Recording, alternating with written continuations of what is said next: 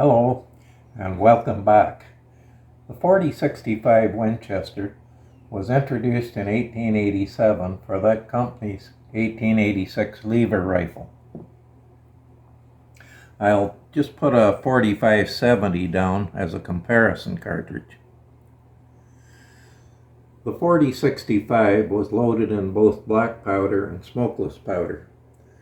The name coming from 40 caliber and 65 grain of black powder, and was a common naming system back in the day.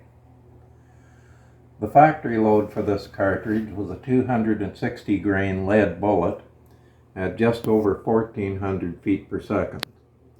Hand loads can step that up to around 1700 feet per second. Bullet diameter is 406, but may vary a bit in certain barrels.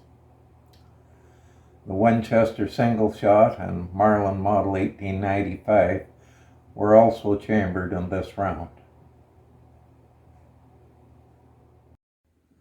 My rifle chambered for the 4065 is a little different. It is the Werndl-Holub single shot rifle designed in 1860 by Joseph Werndl and Werndl-Holub. The action is a rotating breech block or drum type, and I'll demonstrate that.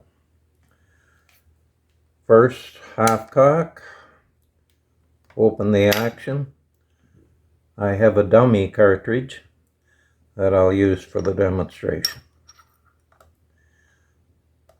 Close the action, full cock, ready to fire. I'll just put it back to half cock, and that's all there is to it. This is the model 1867.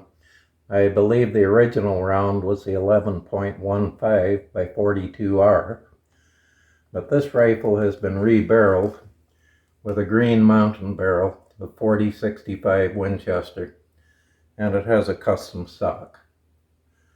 Werndl produced an infantry rifle, short rifle, and carbine, and there were a couple of different action sizes. There was even a pistol with this action. Werndl, at one point in his career, worked for Remington and Colt and learned how to mass produce firearms. With this new knowledge, he returned to Austria and was able to win a contract with the War Ministry. Werndl and Holub started a new company, which would later become the Steyr-Mannlicher Company, with the two men in charge.